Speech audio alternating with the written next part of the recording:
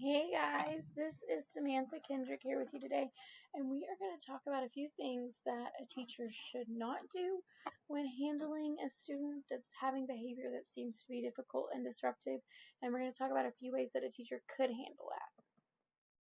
So the problem is the student refuses to participate in an activity. Our scenario is a super respectful student with exceptional grades. She's been working hard all year, has begun to intentionally make decisions that appear to be defiant, such as not showing up at carpet class instruction time. Warnings have been given to her and meetings have been had. And when asked what could be going on and for insight, she says she misses her mom. Mom travels for work many days at a time, and often students spending time at her desk. When redirected firmly to the carpet, most of the time it results in tears. Student refuses to make it to whole group even then, and her grades have started to decline. So ineffective response number one, the audio is not really good on this one, so I'm going to try to walk you through it pretty quick. So teacher has students come to the carpet. Miss Lisa has declined. As she's getting them a brain pop warm up going on, she decides to take her frustration out on Lisa and humiliate her in front of her class, saying, "This is probably why your grades are reflecting that you're not learning." The problem with this is it is going to distract the entire class. It's damaged the class culture because now the other kids don't feel safe. I mean, if she'll call them out, won't she call me out? It's taken the control away from the student, and we know that trust is really hard to build and really easy to damage. So once that's happened, that trust is damaged. It could also have a ripple reflect on the rest of the class who is seeking attention and not sure a positive way to get it. So response number two, we have here,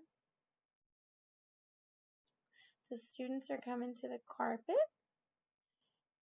At this point, the teacher has decided to take recess because she's choosing not to come to the carpet.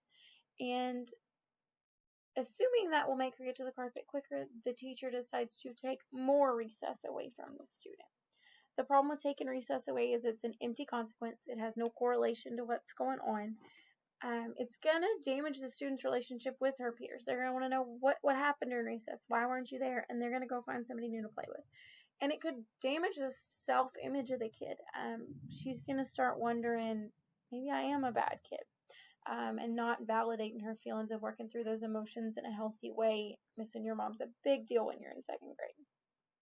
So then I have got a better solution. I'm so sorry to be zooming through these. The audio did not load on them, and I've only got a 5-minute timer. So my other solution, they go to recess, and I make a phone call with mom, just showing my concern. When the student comes back in, I kind of tell her, me and mom have talked.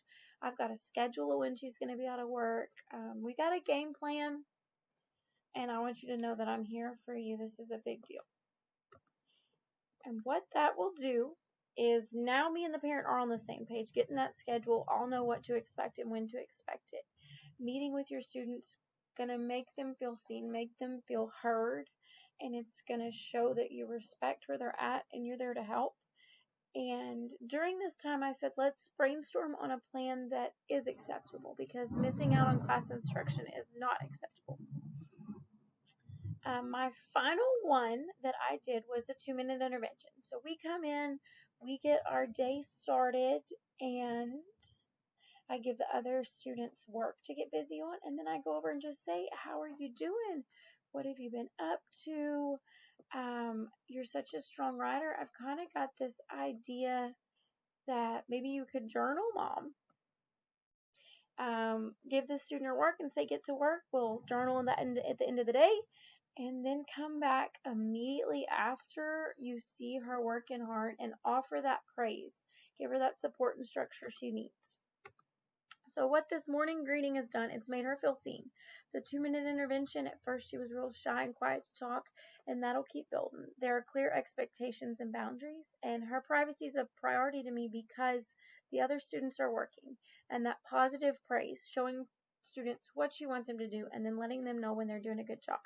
All right, guys, I don't have long. Please go check out this video. It is life-changing. Every educator or somebody going into education needs to hear it.